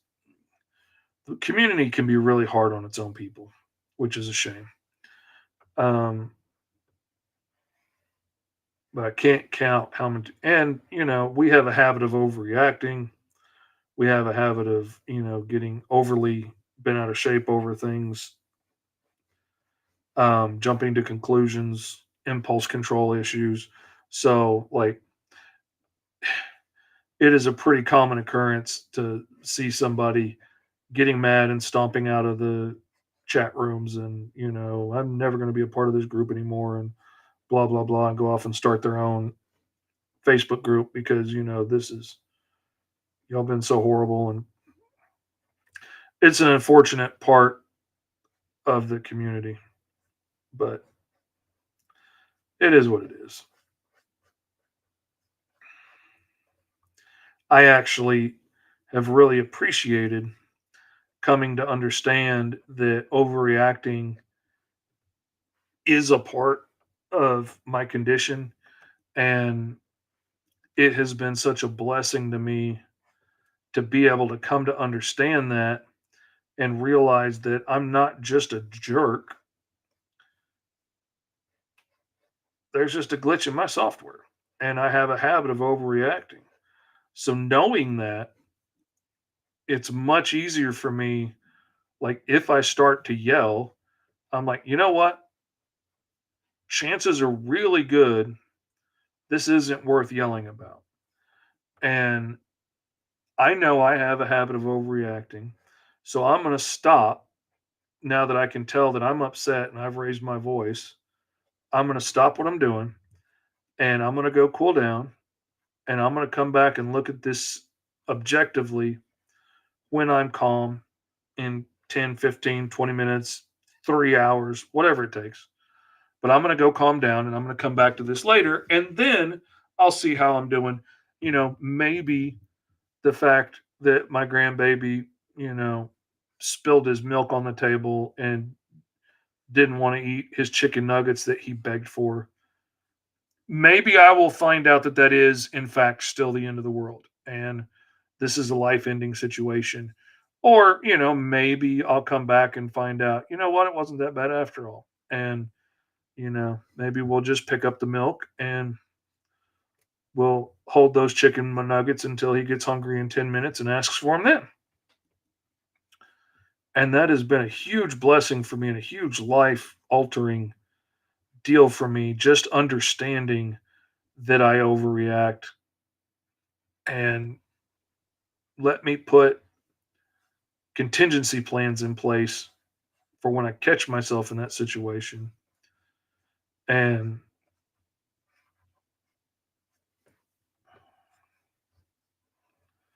it's been good for me. Now, sometimes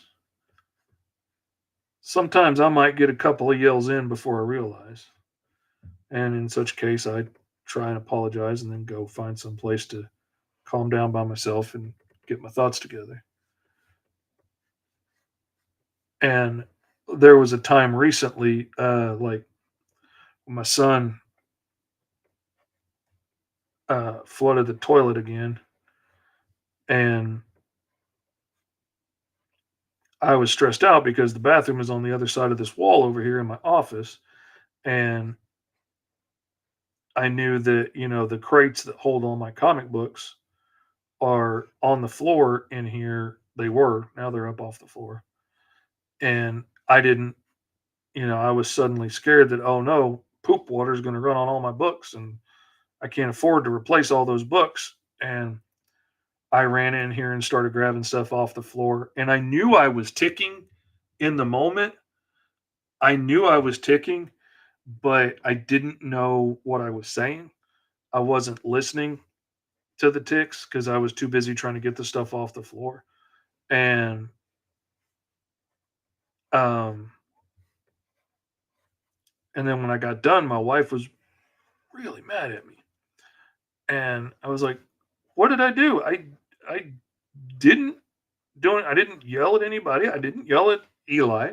I didn't get mad at him because he flooded the toilet. I asked some direct questions, like trying to figure out what the problem was so that we could fix it and trying to get to the bottom of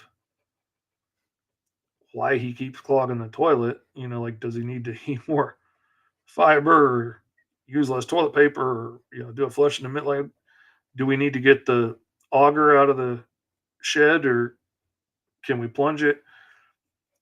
And turns out when the when he comes in and I was like, the toilet's flooded and there's water running all over the floor and there's, and I run off and I was ticking. I was I was yelling, fuck, fuck, fuck, fuck, fuck, fuck, fuck the whole time. Didn't realize that.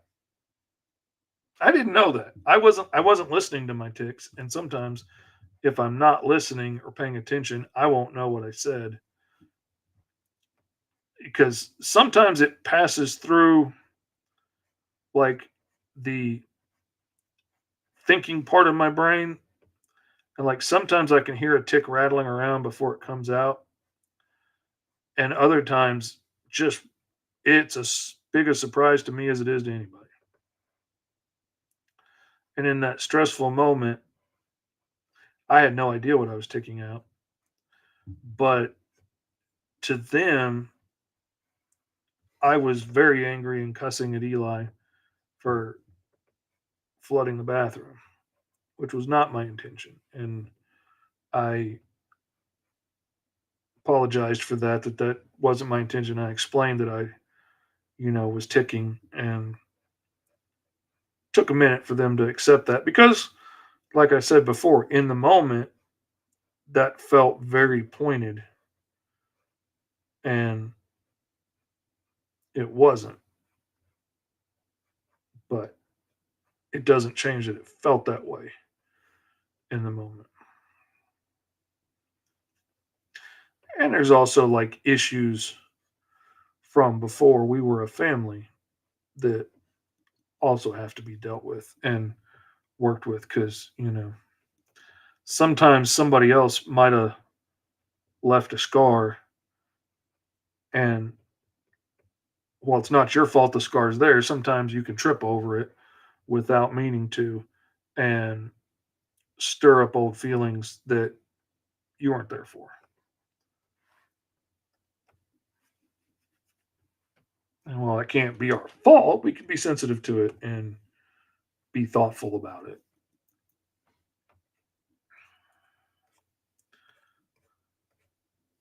I can't heal a wound somebody else left, but I can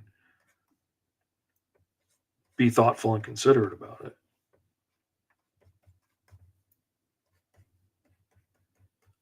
And try and be mindful of that.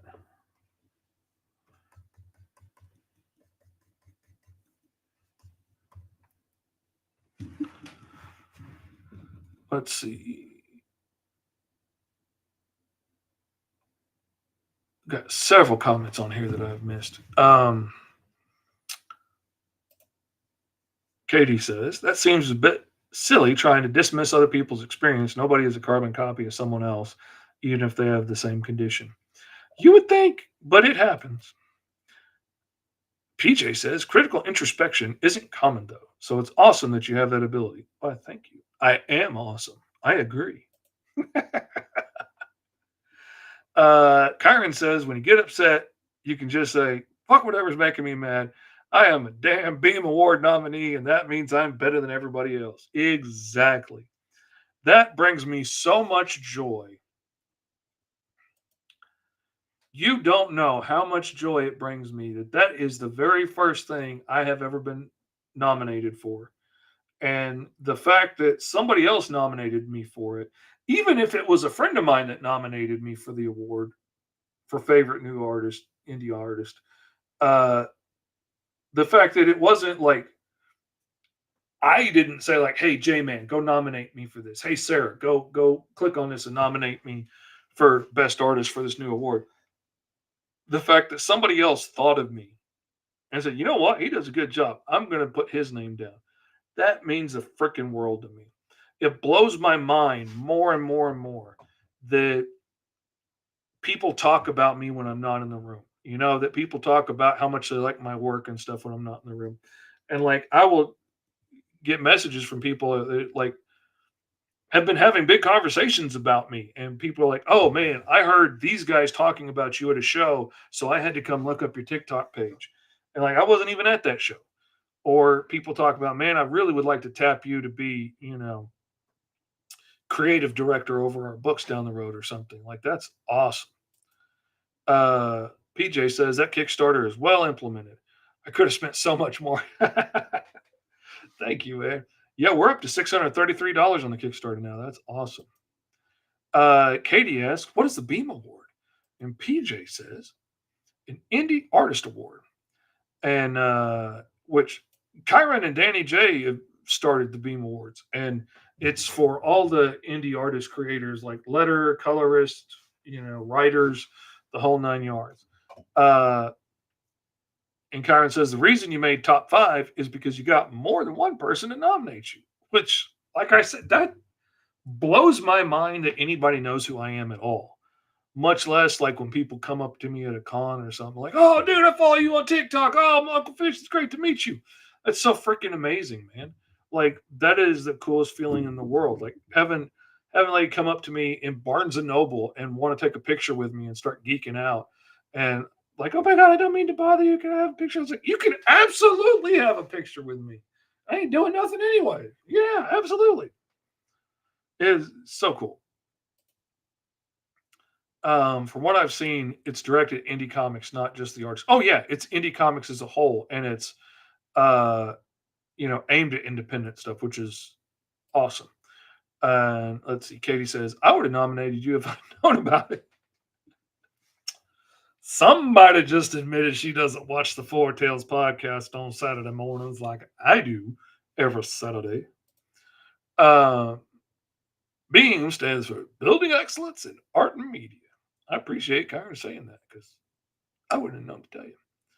But yeah, it's really cool. I'm excited about it. And some of my friends got nominated. My flatter's in there. My buddy Eric is in there for writer, which I'm excited about. His name is Eric M. Bennett Steele, which I'm guessing like part of Steel Wolf got copied and pasted there. He's like, I don't know why it says Steel at the end, but that's me. All right. Anyway, we were sitting here creating a character while we were enjoying the Kickstarter that is running now from Mr Fish Cmics, which is past goal in under an hour. We're at $633 already. 23 days left to go. You can go to gomrfish.com and it'll take you right there. Or you can go to Kickstarter and search for KAAW, KAAW, FishTales, one word, T-Man, Mr. Fish Cmics. Any of those should take you to it on the Kickstarter if you want. And there are several stories, several covers for KAAW issue 2 that you can get. And then there's Fishtales, which has several new stories in it, like Alpha Files, which continues like stuff from the Green Zone source book and gives a little more information about characters and stuff that are going on. There's the new Alice Lost in Wonderland story, which is in color. I changed that picture, but apparently it didn't take. I need to fix that. Gary Feldman, Assistant District Manager of the Multiverse, Project Sojourner. And we've got the various covers for Fishtales. We got one by my buddy Lee Gaston that I just love of Alice and Big Ten. And then we got the sexy cover, which is available in limited tiers. And then the remastered T-Man and HyperStrike, which is taking the old book from black and white to full color, relettered the whole thing. I'm adding new pages of artwork and stuff as we speak. And there's 2 new covers for it. This one came out really cool. I'm proud of that. And, got the creative team, Miss Shane Quee, who is my flatter, who always makes my work so much easier. Fishtales and T-Man Remastered makes, I said 71 and 72. No, they make 72 and 73 of the number of books that I've done in the last 5 years since publishing the original T-Man and HyperStrike in black and white. So that is awesome. I am super excited about that. And thank you to everybody who is already back, who's already gotten us past goal, which is awesome. We have lots of room to go, lots of room to grow. Super excited about it. And we rolled up this brand new character today. The Sarah got to help us pick out the stuff on because Sarah was the first backer on the campaign. And when we rolled up the superpower generator, we got the ability to mimic the opposite of other people's powers as a defensive maneuver. We got the ability to generate modern weapons and a symbiote. And because so many other types of symbiotes have already been done, we decided to go with a plant-based alien symbiote on this character. And Sarah decided she wanted to go genderless on this character. So we have this person here, this they them individual who has got this alien plant symbiote on them that can grow anything they need in a moment's notice to help defend them against the forces of evil or what have you. What is up, Olaf? Welcome. Glad you're here. Katie says she has a terrible memory. I don't remember to watch stuff. I cannot tell you how many days how many Fridays I have been sitting there anxiously awaiting that tomorrow is Saturday, and tomorrow I'm going to get to watch Four Tales. And then I get up the next morning and I get my coffee and I sit down in my chair and I take my meds and I get to work and completely forget that it's Saturday. And sometimes end up tuning in on like the last half of the show, or sometimes have to watch a show as a rerun, which isn't nearly as much fun because I don't get to mess with Kyron and Danny, which is, all part of the fun. But anyway, like I said, the Kickstarter is live now at gomrfish.com, and it has two of the books that I've got right here in front of me. It's got KAAW issue 2 of the Mighty KAAW, the Cro-Magnon. This is the Patreon only cover, which is going out to my Patreon backers at the physical level. Because if you back me on the Patreon, you get it first. If you back me on the Patreon for $15 a month, you get a physical book sent to you every month, and you get first cut at stuff. And then FishTales, with a different cover than this, is also on the Kickstarter right now, and will be going out to Patreon backers before long. And it has several awesome stories in it, full color stuff, all cool beans. Project Sojourner, Alpha Files. This is one of my favorites. Gary Feldman, Assistant District Manager of the Multiverse. And check out this library of a place dude works in, man. I can't believe Shane didn't kill me for all of these bookcases in the background. I mean, that is freaking ridiculous. That is why she deserves the award for indie colorist right there, because she does a great job and put way more detail in those books and all of those background shots in Gary Feldman than I asked her to. She's amazing. I appreciate her. She deserves your vote. And vote for your Uncle Fish for artist. And you can find it on my Facebook page. I've been sharing it out everywhere I can. And you can find it on Kyron Silva's page as well. Let's see, what's Katie said? I just tried to resize my brush and clip using the keyboard shortcuts for Blender. Oh man, yeah. I feel that, man. I feel that. I know where you're coming from. All right, it's been 2 hours. My wife is home today, and I want to go spend some time with my cute wife and give her a squeeze and a smooch on the cheek. So thank you guys for hanging out with me. Thank you guys for supporting the Kickstarter. I really appreciate it. You guys rock out loud. And thank you guys for hanging out with me today. I can't believe we hit goal in under an hour. That was awesome. Thank you guys. And I'm going to get out of here, give my wife a squeeze, and get back to work. Peace out. And remember, no matter what happens, your Uncle Fishy loves you.